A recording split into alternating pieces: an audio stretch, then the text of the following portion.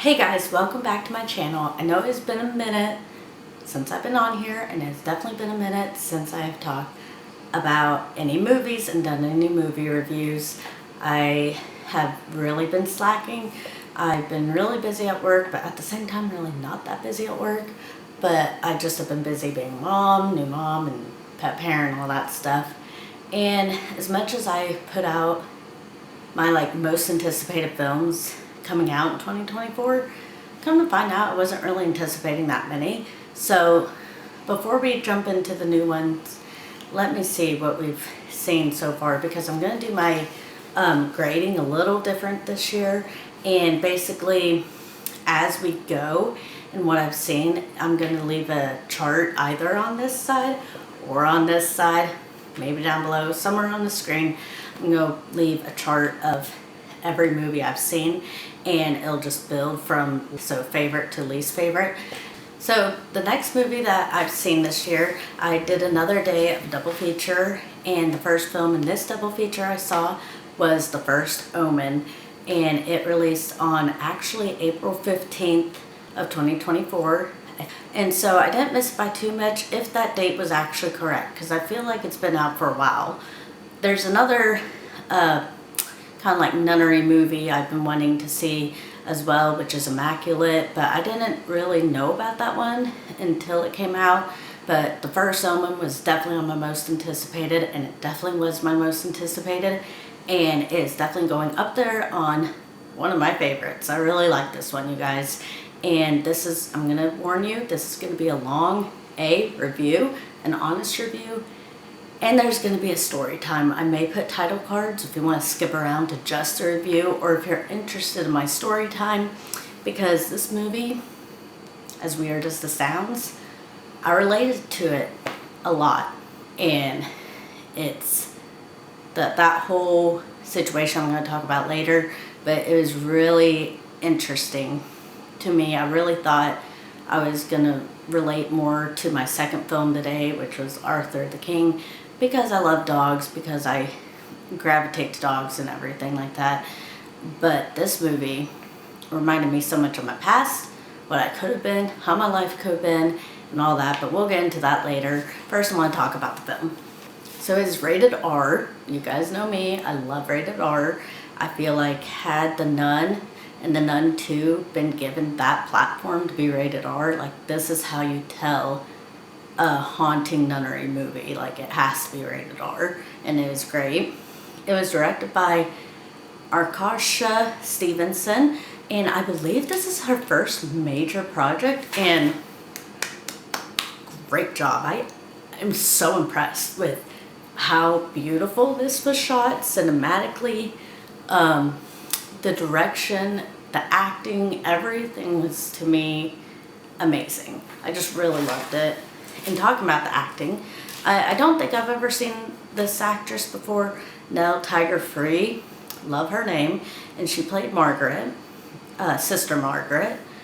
Ralph Ineson, who played Father Brennan, and Bill Nighy, who played Lawrence. There's a lot of other, obviously, cast members. I can't recall them all, but I think they all did amazing. Even the kids did amazing. Forgive me, I am going to be looking at my phone for reference, just on characters' names, and I actually may not remember all of them. Not all of them are listed properly for some reason. Like, Nell Free is just listed as actress and not as Margaret, so I don't understand that, but I know that was her name. This movie was, I'm going to be seeing it again. I know it. I know I'm going to watch this one again. That's how great. I absolutely love it. And also, I want to get the poster for it. I want to order a bunch of movie posters and maybe make that my background someday. I don't know. I'm still working on stuff. Taking up so many different hobbies, too. I'm like gardening now, too. Let me know if you guys want to see any of my gardening stuff. For now, that'll just be my day in the life. But, like, if that kicks off, cool. But back to the movie. I need to stick solely on the movie. So this film was so good. I loved the opening scene where the father, the original father, I believe his father Harris, was talking to Father Brennan, and they're having a conversation about basically, something wrong going on in the church. And they're having a conversation, and you see a bunch of workers putting up a stained glass for the church. Catholic churches are always really beautiful and very Gothic, and so they always are filled with stained glass artistic work. And you see them hanging up the stained glass, and as they're having this conversation, Father Harris has flashbacks and of, well, what ends up being known as one of the failed attempts to impregnate a woman. And these are all about the same beats. Rosemary's Baby especially, and any of the exorcisms. I don't think they performed an exorcism in this one, but demonic beings, all that stuff. So he has this flashback, and the workers drop the stained glass. It breaks somehow. I think a pole goes through it. And that shot where the stained glass falls, and you just see it slowly falling, and then it shows it from the other angle and you see it falling. I think the only complaint with that is you literally see it falling towards his face, and he kind of turns, but nothing lands on Father Brennan. He's perfectly fine, scot-free, didn't get a scratch. And he asked Father Harris, who's significantly elderly, and he's like, "Are you okay?" He's like, "I'm fine." He turns around, and there's the biggest gash in his head, which can happen if you get trauma to your head, to your skull.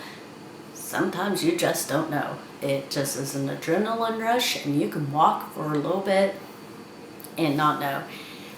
And I don't know, that scene was eerie but very creepy, and besides Father Brennan walking away without a scratch to him, very realistic. And it let me know it is definitely rated R, and I'm in the right theater. I love being here. So this story is about Sister Margaret, and she is going to get, I don't know all the terminologies. I should, but I don't. She is part of the Catholic Church, and she is going to do the last steps it takes to become a sister. She's gone through the whole process, and she's still kind of learning. It reminded me very much of The Nun 2, not The Nun 2, she was a sister in The Nun 2. Reminded me of The Nun, where Tasia Farmiga's character was not yet a nun, but she was in training. And this is very much that. They go to an orphanage where they teach girls basically all that stuff. So she's there to try, and they're in Rome, and she's trying to get her last steps to become a nun. I believe his name was Father Lawrence, is the one who drops her off at Rome, makes sure she gets there safely, and he's kind of like a father figure to her. He has watched over her whole life, and has taken care of her, and he's like, "I know you're ready for this next step, and I know you're going to do great," and really gives her a sense of security. He informs her that there's protesting going on in Rome currently, and tells her that many people have fallen from God and fallen away from the church. It's a new age, new world. I can definitely relate to that, because if you don't know, I used to once be Catholic, and I am atheist. So, but he's saying that's why we need sisters like you to help guide young ones back to the church. So that's a real highlight moment right there, is that they're wanting to bring people back to the church. We'll get here, but spoiler, the way they decide to do it is not the way to get people back. Let me tell you. Let me tell you right now. But anyway, so she goes to this orphanage, and everything's going great until she meets, what's her name? Until she meets a little girl named Carlita, who at the time was in the bad room because she was a bad girl. And I love Margaret because she is just like, why is there a bad room? Why? Why are we even putting kids in there? And one of the sisters who was off from the start is like, well, because some girls are bad. And she's like, no. So she kind of takes on taking care of Carlita. She becomes like a kind of a mother figure for her. Also in the beginning, what the two priests are talking about, Father Brennan and Father... Nope.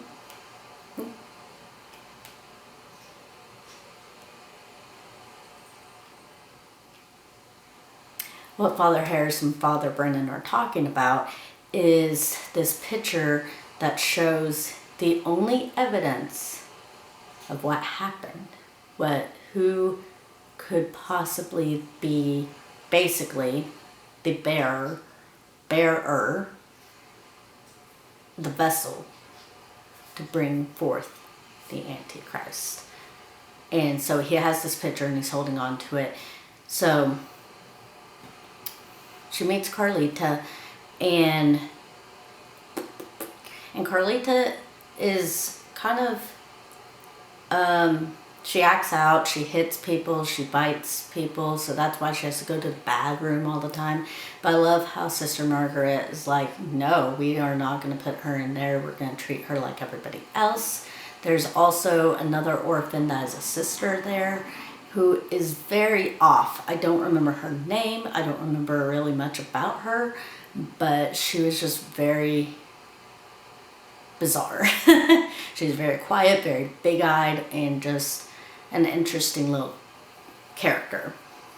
But everything's basically going good until and then Sister Margaret goes to her living quarters, where again there's protesting, so they're kind of like highly encouraging, once you get to your living quarters, just stay in for the night, do not go back out, blah blah. And she goes to sleep, and she has a nightmare. I kind of saw that jump scare coming because she had hung her nunnery clothes in a way where it looked like a person was already standing in the corner. So when she has this nightmare or hallucinates, it becomes a person that like jump scares you. But I was kind of ready for that.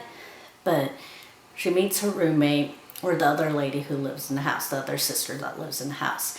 And she is kind of not completely following the way of how the Catholic Church would probably want a sister to be like, because she's going out, she's wearing very revealing clothing, and she tells Sister Margaret, like, hey, how about you go on to town with me and let's go to a bar? And she's like, oh, I've never done that before. And I so related to that because when I was Catholic and everything, and that's kind of my issue with not just Catholics, but churches in general, religion in general. Sorry if I do preface any of my non-beliefs on here, but just like how a lot of places and a lot of people do throw out their beliefs, I do like to just, I don't know, tell my story a little bit. But and I have an interesting one because I was Catholic to atheist. But back when, that's just my problem with religion, is because they basically damn you for feeling human emotions. And so she feels bad going out on the town. She feels bad wearing revealing clothing. And they go out and they meet some guys. I believe his name was Paulo. She meets this man named Paulo, and they talk for a little bit. And he asks, well, what do you do for a living? And she's like, yeah, skip.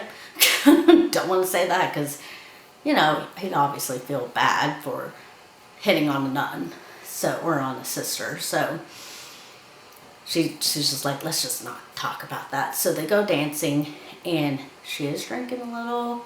I think they probably spiked her drink. So do be careful, religious or not religious, be careful, everybody out there, just because this stuff does happen, it can happen, and it does, unfortunately.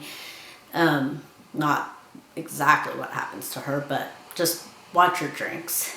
So she goes home the next day, she wakes up, and it is really bizarre. The main thing that was bizarre to me is she wakes up and there's a spider on her face. Like, that's how we enter the scene when she wakes up, is there's a spider looking right at us, and then it pulls out and she's like sleeping in bed, but the spider like runs behind her hair or something. And I was like, what's that about? But she just gets out of bed like nothing, like there's nothing wrong. And the girl's like, well, do you remember anything? And she's like, no. She's like, okay, well, I tried to pull you away before anything bad happened, but... And she's like, wait, I didn't, right? Because, I mean, yeah, having premarital sex is definitely a no-no in the Catholic Church. I don't know if that's how it is for all religions, but definitely in the Catholic Church. So she's feeling bad, and she goes and she prays, and she is asking for forgiveness for being a human. Sorry, I do want to preface that, because especially now being a mom and learning and educating myself on women's bodies, we're actually most fertile at younger ages. So to be like, oh, wait till you're married to a man who you've never slept with, never lived with, never nothing, then have a baby. Like, no matter what, it's going to feel like a culture shock. It really is. And I remember my first time, like, being out of the house and not being completely the way of how they teach you. It does make you feel bad, but that's normal. Just, again, be careful about your drinks. Just watch your drinks, because people do. And I think California is coming up with a law where they can do drug tests on drinks. They have like drug strips they can use in drinks before you drink it. So just be careful of your drinks, because again, religious or not, protect you. The other sister swears nothing happened, so she's just like, oh, okay, whatevs. But then, let's see, I don't remember beat by beat exactly what happened. I do know that just weird things keep happening while she's near or around Carlita, the little girl that she's trying to kind of protect and take on as a mother figure for her. And just things just keep happening that are weird. And she's out in the park, Sister Margaret's out in the park, when Father Brennan approaches her, and he's like, hey, I need to talk to you. Like, you're the sister that came from America and blah, blah, blah. Like, you're basically not part of the nuns that work at the orphanage or over at that church. Okay, you're probably a good person, so I need to talk to you. Meet me tonight at my house, blah, blah, blah.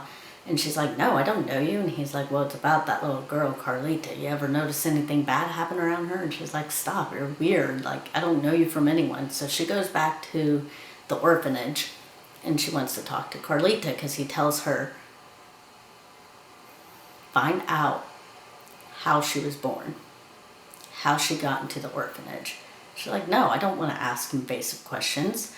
So she goes back again to protect Carlita, and Carlita is talking to the sister that's very off. She doesn't talk, she's really bizarre.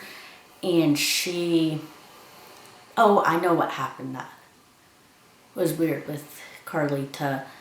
One of the times she was with her, before talking to Father Brennan, weird things happen when she's around Carlita, and one of those is that she witnessed a woman giving birth, and it was definitely rated R because it did show more of a birth. I've given birth now. I had a cesarean, but still, like, I've watched plenty of birthing videos now, so it didn't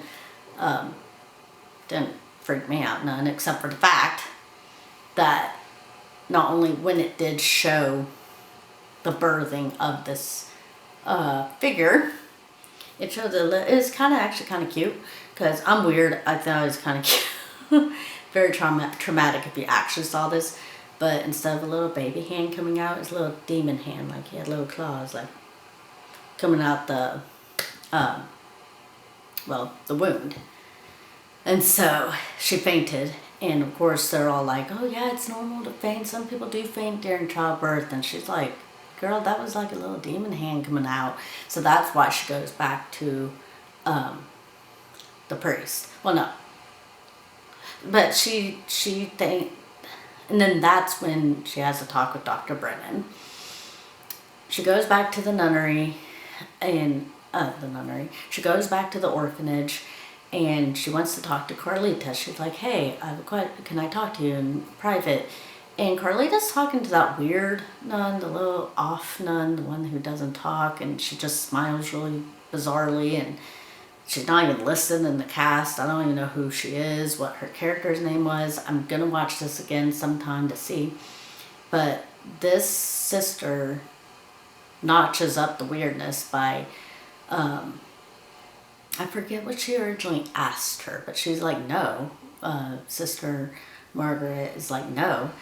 And the weird sister goes away, and she's like, okay, Carlita. And then she's like right behind her again, and grabs her face, kisses her, and then walks away. And she is like, okay, that was weird, but whatever. Anyway, Carlita, can we please take a walk?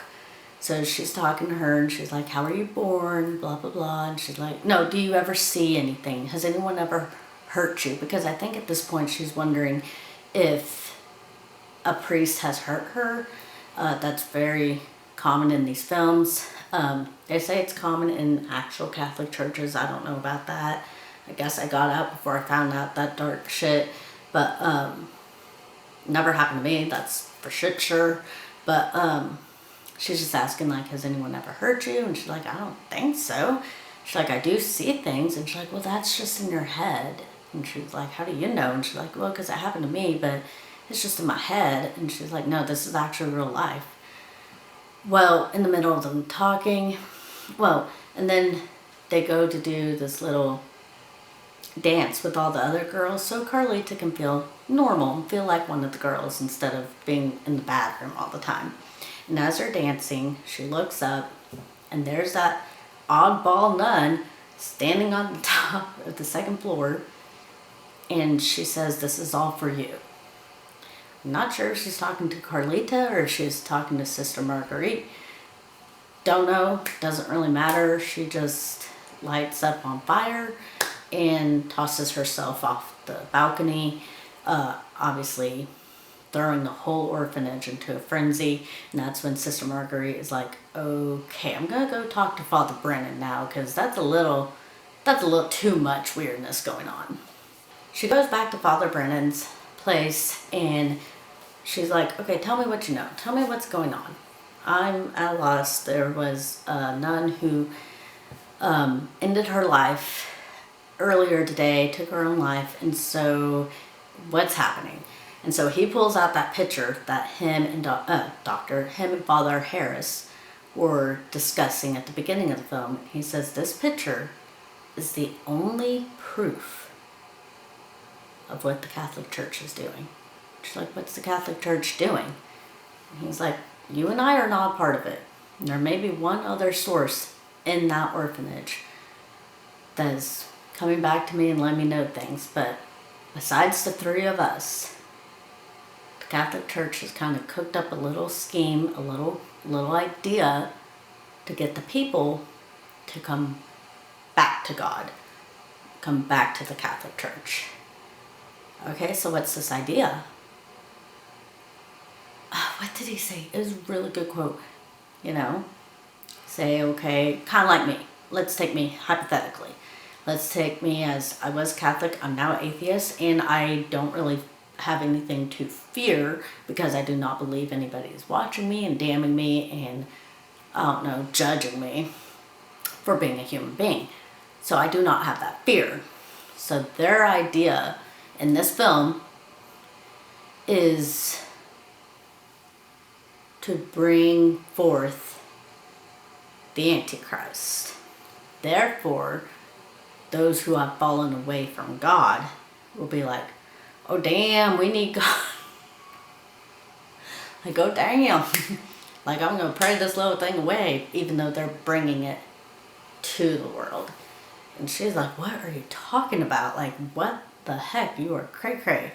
And he's like, the girl Carlita. The reason bad things happen. Look at this baby. Look at this picture. We believe this to be Carlita. And she will be the one to bring forth the Antichrist, to bear a child. And Sister Margaret is like, how dare you? She's only 15. She's not pregnant. I did have an issue with that because, like, that's how, what was that movie? Not The Exorcist of Emily Rose.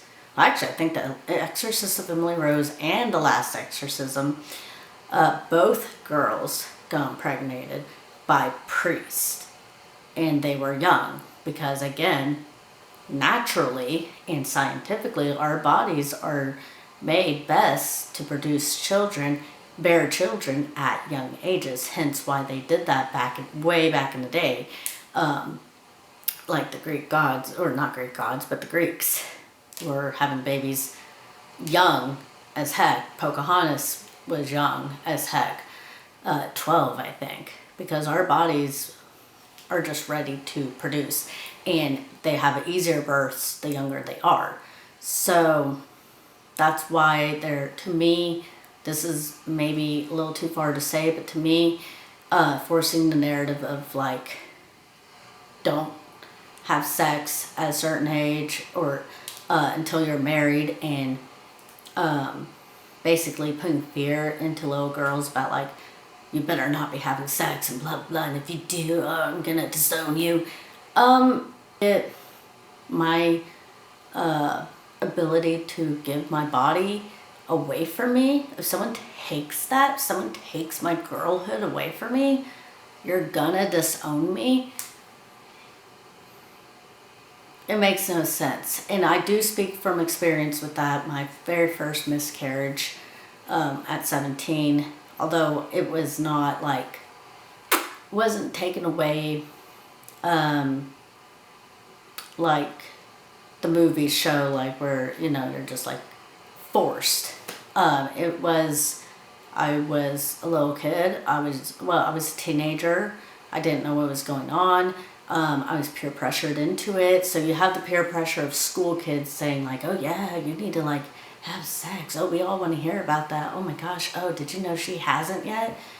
And spoiler alert for that side, when you do, you walk outside and no one cares.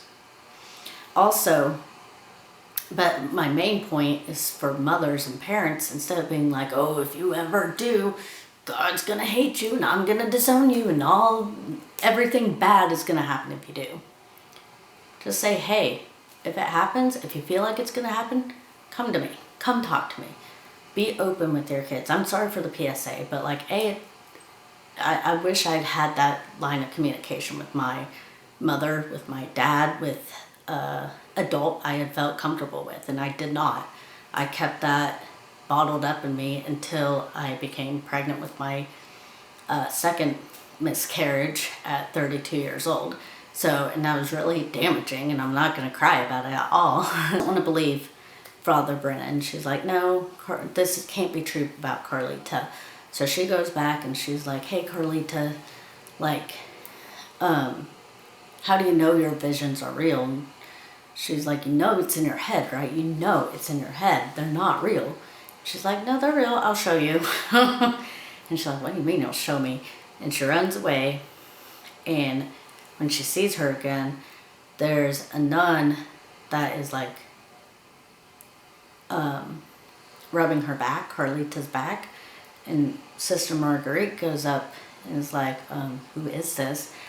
It's the weird nun. The nun that's bizarre. The nun that lit herself on fire and threw herself off the second building balcony. It's her, but not alive. And not there. Because, not a hallucination, but she's showing, yes, I do see this. I see it, you see it. they're things of the past. They are real. They were real. And the sisters, the nuns of the orphanage, really don't like Sister Marguerite becoming a mother figure to Carlita, because if what Father Brennan is saying, then they believe Carlita is going to be the bearer of the Antichrist. And she doesn't need to be setting her straight. She doesn't need to be helping her. And she needs to just focus on what her mission is, even though Carlita has no idea what's going on. So they're trying to separate her, but when she has this freak out from seeing the unalive nun holding Carlita, they're like, oh, you're hanging out with her again, how dare you? And all the nuns attack her. And her defense to protect Carlita and her was not good. She just like ran into a corner and they swarmed her. And they put her in the bathroom. And it turns out the bathroom, it turns out that way down in the bottom of the church is where they would perform certain rituals. This reminded me very much of Rosemary's Baby, especially toward the end when she's like, I don't even know if this is really happening or if it's not, blah, blah, blah. She starts putting the pieces together. Oh, yeah. And one night she bumps into Paolo. She sees Paolo on the street and she's like, hold on, taxi driver. I'm going to get out and I can walk back to the church.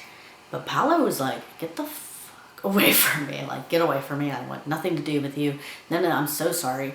And at first I was thinking he was saying sorry because he realized that she was wearing her nunnery clothes. But it's because he knew more about what was going on. But he's like, I'm so sorry. He couldn't live with himself anymore. And she was like, what is wrong with you?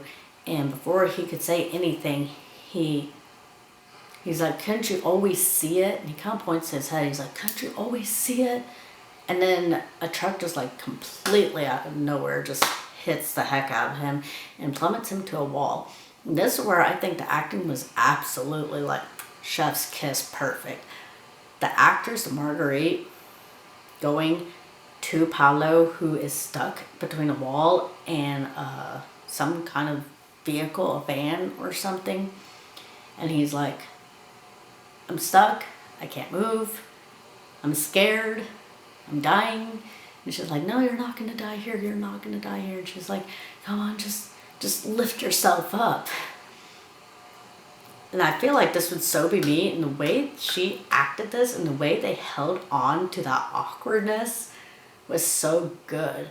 It seemed, obviously it's all prosthetic, but if that were to actually happen, like I would have probably thought the same thing. Like, I'm just going to lift you up and you're going to help me lift, because obviously you can't lift a full grown man, but if you help me lift, so you hear him trying to help her and she tries to help, and then you just hear people in the street screaming, and she's like, she turned around, and when she turned around, it didn't show the full frame yet, but just like torso up, when she turned around so easily with him, I was like, oh shit. And yeah, then it pulls away. She had, well, they both, because he tried to pull up, but mostly her, had pulled off his upper half. And that's why she felt like she was saving him. And the way they held on to, like, she's like, oh God, oh God, like I'm holding a dead body right now. It was so good. And then she puts him down and she just gives the most blood curdling scream. Like, it just seems so real on like if that actually happened. But she starts realizing, slowly but surely, begins to start piecing together. And I believe she does this when the friend who took her out on the town is getting her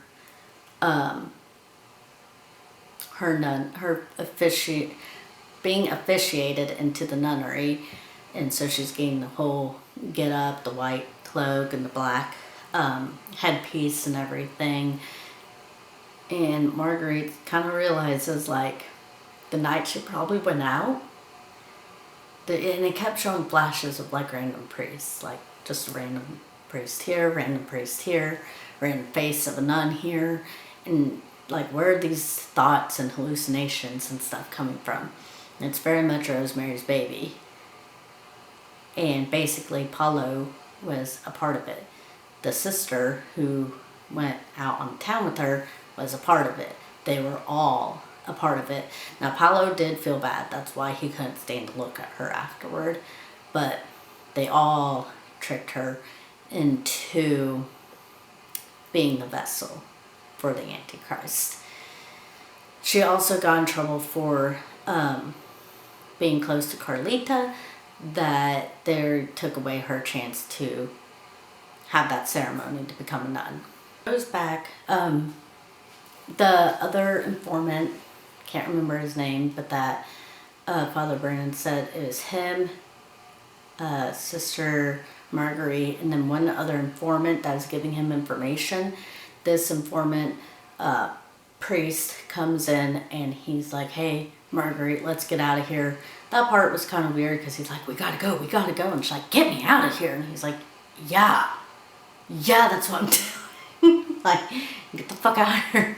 So they go to Father Brennan, and she had collected all the files of all the females that were supposed to have been vessels, and that they had tried to impregnate to create the Antichrist. And that part was kind of emotional because there was a lot of deformed babies. There was just very much like trial and error babies that didn't make it, that had been deceased, that they destroyed, things like that. But they're thinking the girl in the picture, the baby in the picture, is Carlita. And she has this huge discovery because there is a symbol on. It's so frustrating when the files get corrupted. So I'm going to insert the last part of the actual review before we get into the story time. But basically, so Carlita had the sign of, or the symbol of the Antichrist, but in her mouth. That all the babies had the symbol on them, and then the baby in the picture had it on their forehead. But Carlita, when she yelled at one point, Sister Marguerite noticed she had the symbol on the roof of her mouth. So she's like, this baby is in the picture is not Carlita, because this baby has a symbol on her head. And it does this whole like reveal where Sister Marguerite is the baby in the picture who has the symbol on the top of her head. I guess in a way, a lot of reviewers are saying that was obvious. I think it was a subconscious, like, is that her? But I really didn't catch on fully. So I still thought it was kind of a good surprise. But it ended up being her. And I had to go to the bathroom, so I did miss the part where she actually got like bigger and pregnant, and she ended up having twins. I came back and she ended up having twins, but she's already like performing the surgery. Well, they were performing the surgery on her. She gives birth, she has twins, and all the nuns and priests and cardinal are all surrounding her. And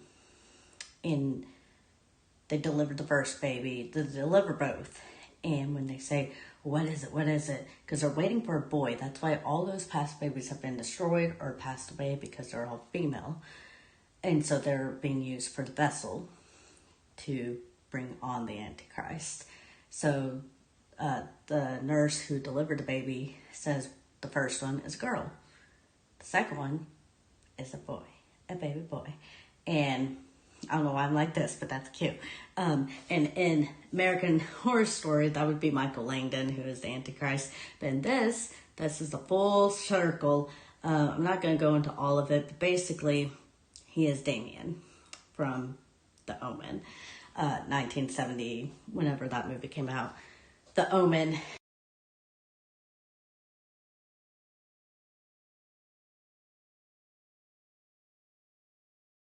So if you stuck around this long and you're interested in my story, I'm going to try to make it quick because my battery's about to die, from how I was very devoted and in deep in the Catholic Church to now, in modern day, being atheist.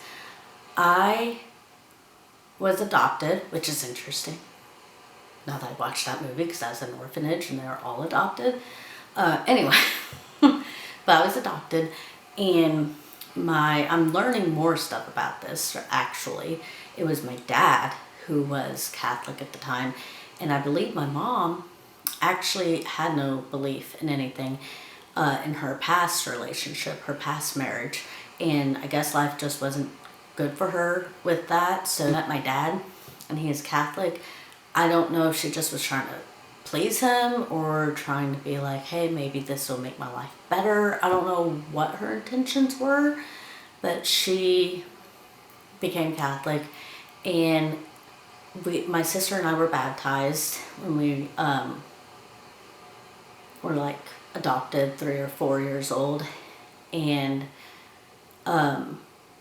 so we were baptized, and then we went to Sunday school every weekend. We would go to church, not the typical go to church on Sunday.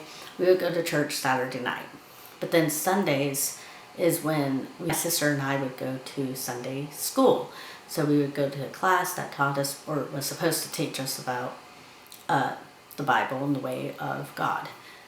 I don't know if I learned anything from that, because usually people kind of like my work, like, do we actually work or do we just sit around and complain all day? Same thing.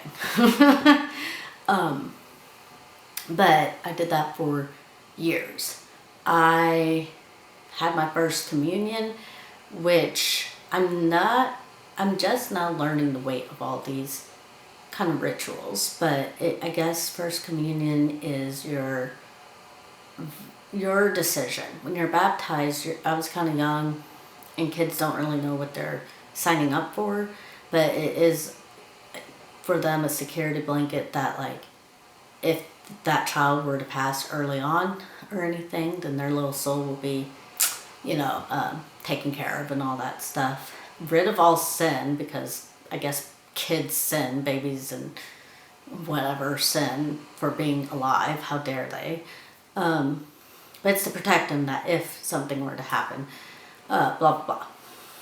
But First Communion is the child's decision, because it's more around 6 or 8 years old, a little bit more conscious, a little bit more understanding of what the church is about, what God's about. They get their first Bible. I got my first Bible, got my first rosary. And I was very proud of it. And then I had, what's the other thing called? It's like graduation. I don't know what it's called. I should go figure out what it's called. If I know, figure out the name. So when I was a teenager, like I think 17 or 18, I had my Holy Communion. Now that you're definitely a lot more aware of what you're signing up for. You have probably, like, I can speak from my experience only. I had grown up only reading the Bible through when I went to church. I never sat down and read it like how I would a Stephen King book or anything. Like, didn't read it page per page, but I would just only read what they were reading to us at services. And so at 16 or 18, something like that, I had my Holy Communion, and that is all of it is a promise to live and follow in this lifestyle, in the way of God, and that belief system. And I don't feel offended by this, but I can understand. My sister is still religious, and I can understand the standpoint she has, because that, to put us through all those processes, because obviously our parents were involved in all of those, well, except for my dad, who died when we were 15, so he didn't get to see our Holy Communion, but he, my mom especially, was there to witness all of it. So even with the choice to get your child baptized, it is a promise to that child, and especially the First Communion at that point, that they're making those promises. But for an adult, a parent to put a child through that, you're making a promise to your child to protect them and to all that stuff. And just to let y'all know, we are considering baptizing our daughter, because I was baptized as a kid. My husband was baptized. And I don't know how it is for other churches. I can't speak for how other churches are. All I know is whenever I say back then when I would say, oh, I'm Christian, people are like, me too. And then I'd be like, yeah, I'm Catholic. And they're like, so atheist or Catholic, I still feel like I get that. Like, people just don't like whatever the fuck I am. So always got the weird looks no matter what.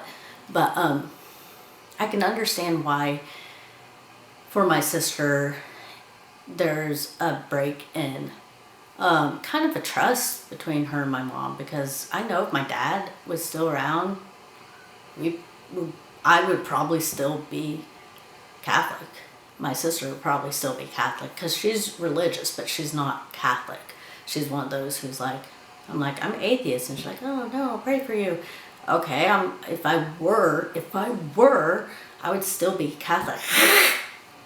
Okay. Do your little hissing. I don't know what that means. I guess Catholics are like bad to people. I don't know. Both of them are like a damnation type thing. I don't know. I don't understand any of it. But I don't understand the difference in that stuff. But anyway, my husband and I were both baptized in our individual lives when we were kids. So, and I feel like my reasoning to want to baptize Rainey is because it's that whole quote I heard kind of about vampires. No, they do not exist. But, in the off chance we're wrong, it's always good to place a little bit of garlic outside your door. Just a little bit of protection and tradition. And I do want her to have more opportunities than I had, as well as the same opportunities as I had. And this is just, I want to protect her. She's 6 months right now. I just want to protect her as much as I can. And if she chooses down the line to either not or to, I don't know. I don't care. It is her decision in life. But for now, I just want to have the tradition of it as well. I don't know. And I'm glad my husband is on board with it as well. I really thought he'd be like, we're atheists. But I'm just glad we vibe on that same fact. But then, so we had the baptism, First Communion, and then I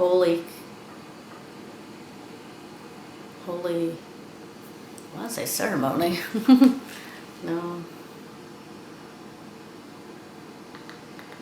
Confirmation. I don't know. Baptism, confirmation, and then Holy Communion. I don't know. I had 3 of them. Was 3 years old, around 6 or 8, and then around 17 or 18. So basically, I was following all that.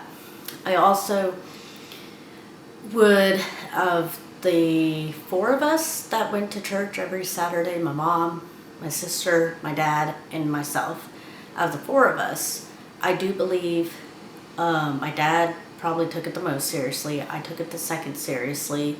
And then, I don't know, I just really never paid attention to how my mom or my sister were. I know my sister would get sick a lot. And I don't know what that was about. I have no idea. But my point is, I was very devoted to going to church.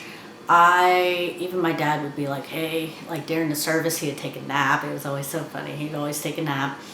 And he'd always be like, right after, he'd be like, hey guys, where are we going for dinner? Or like when it was starting to wrap up, he'd be like, where are we going for dinner? And I'm like, I don't know, like, whatever. And then the church would end. The priest and deacons and all of them would walk down the aisle to leave. And I would still be sitting there. Not sitting, but I'd be kneeling. And I would still be praying. And I'd be praying the rosary. And I went to confession. I believe every single week I would go to confession. And I would carry my rosary around everywhere I went. And even Let's see, when we went to Ireland after my father passed away, my mom and my sister, I guess, kind of took that as like, oh, we get a break from having to go to church. And I'm like, y'all be in Ireland. Like, they have some of the most beautiful cathedrals. I do love the Gothic style, even me now. I do love the style of a Catholic church. It's so beautiful. And you can't help but just be in awe of the stained glass and statues and everything. It really is so pretty. And I'd be like, they're like, oh, where do you guys want to go to next? And I'm like, well, it's the weekend, so shouldn't we be going to church? And my sister was like, shut up, do not remind her. And I'm like, but we're supposed to go to church. But we're supposed to. Like, what? And I do think we started like getting kind of used to, after that, not going all the time. And I would still be in my room praying every single night. Like, I'd just be like, you know, if we're not going, then I guess I'll just, you know, do this at home myself, I suppose. Like doing homework. But then my mom kind of got sick, and this is wrong, and it's not wrong because God's damning me or anything. It's wrong because it's honestly, in a way, a form of stealing. She would give us $20 to put in the basket and be like, you girls, go ahead and go to church. I guess I got kind of talked into like, oh, we don't have to go to church. We could go to the Dollar Tree. We could go shopping real quick. We could do this. We could do that. And I'm like, yeah, but that money's for the church. And we should be going to church. And why aren't we going to church? It would bother me, but I'm like, I guess we're not going to church today, and we're going to the Dollar Tree instead. And it made me just feel weird. It was technically stealing. And it was a weird situation. But we just kind of started getting used to not going. But before all that, that was like at the tail end of us all stopped going to the Catholic Church.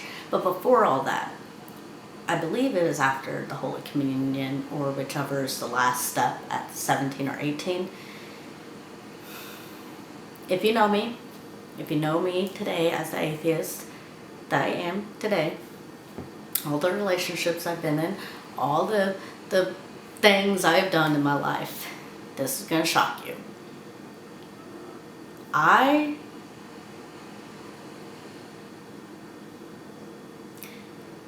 saw my career path. I feel very much like how Sister Margaret was when he's like, well, what do you do for a living? Let's just not talk about it. I was looking into becoming a nun and joining the nunnery. And I really wish I had that little statue I used to have. She was a little nun, a little porcelain doll nun. I was scared of every porcelain doll, but I did love that porcelain doll nun because I got it when I told my mom and my older sister. Well, they're all older, but one of the older sisters, not my blood sister, but I was adopted, blah, blah, blah. That's a whole story. But one of the older sisters, that I was when going to the nunnery, they gave me this little porcelain nun, and I was so proud of myself. I decided I was going to be like Sister Catherine or Saint Catherine, and there is a saint whose name is Saint Catherine, and she's very much like me because even after leaving the church, so I think she's a saint. Yeah, I believe she's a saint. She's a saint, or Sister Catherine was her name. And she would give to everyone and anyone. And she gave so much that she would literally give her food away to make people, to have people eat. She would rather have other people eat than to feed herself. And I believe she did die of starvation.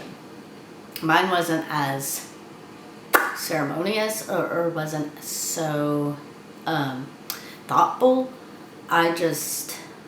When I had my eating disorder, I just was at a very low point in my life. And I think all the past stuff of what had happened to me, finally catching up to my little slow brain, that's what made me just start self-hating. And I do think a lot of the hate I had for myself and the pressure I had put on myself was a lot from the church. Because again, you can't have sex. Well, I lost my virginity at 17. I had a miscarriage at 17. I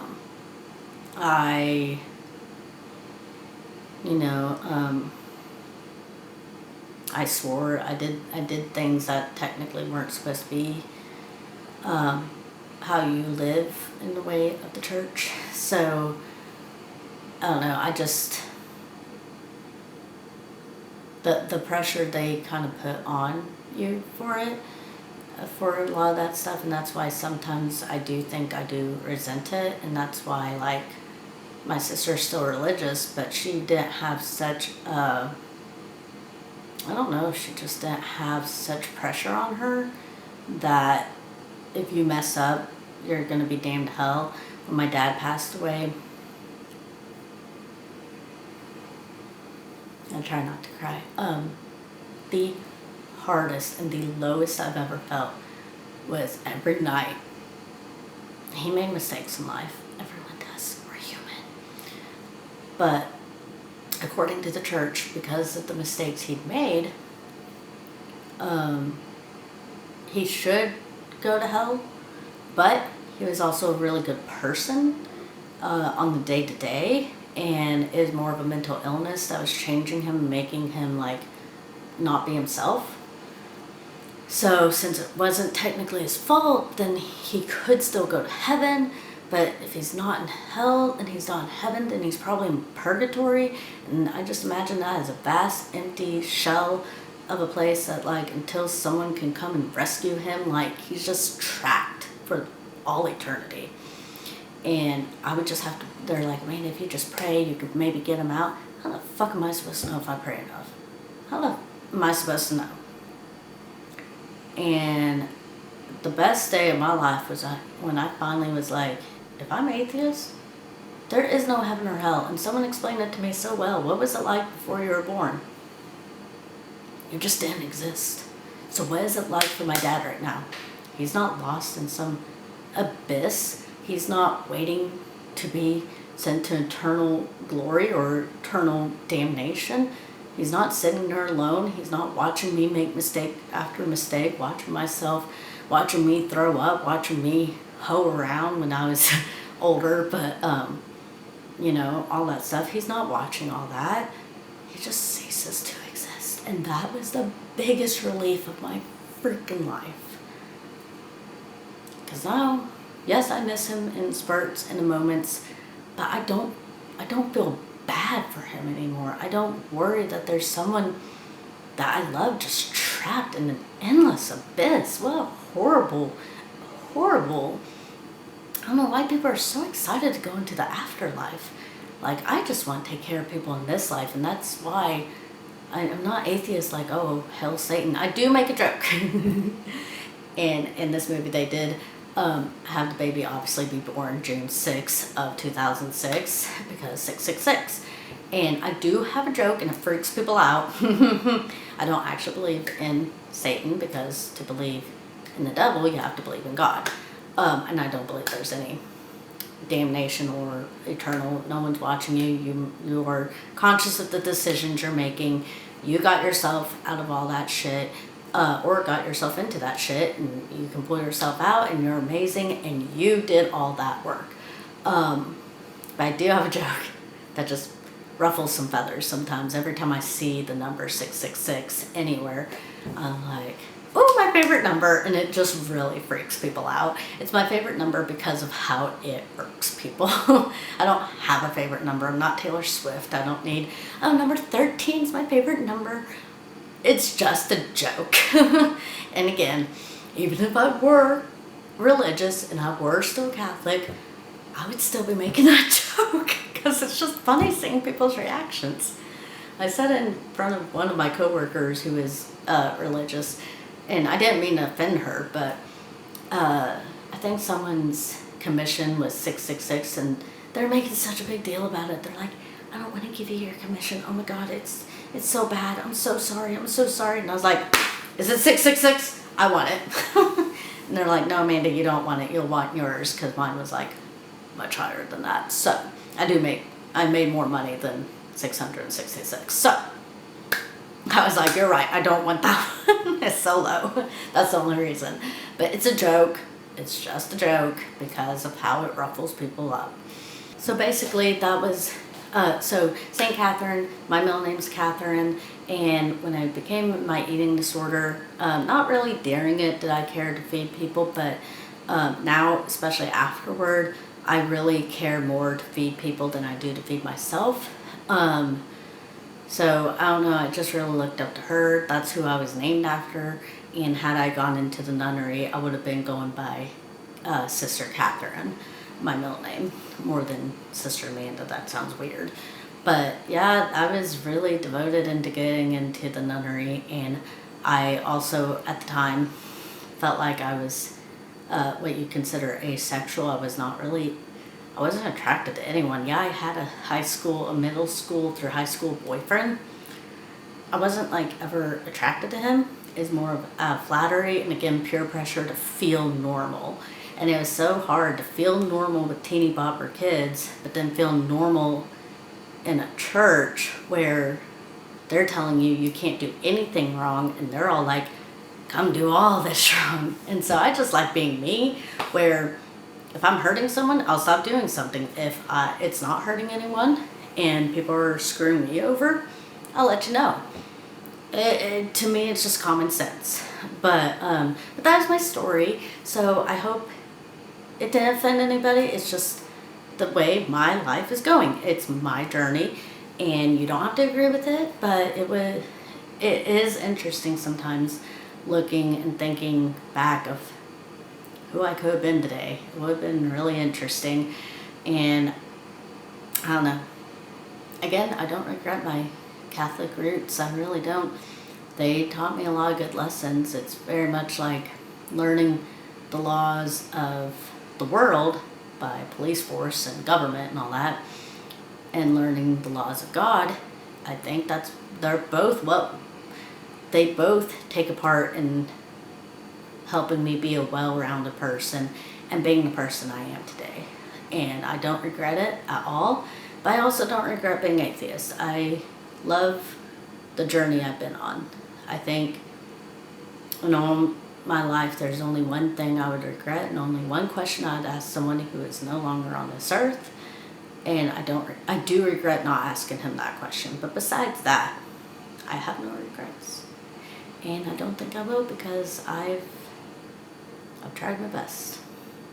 That's all you can do. So I hope you guys liked my movie review and my thoughts on this and my little background.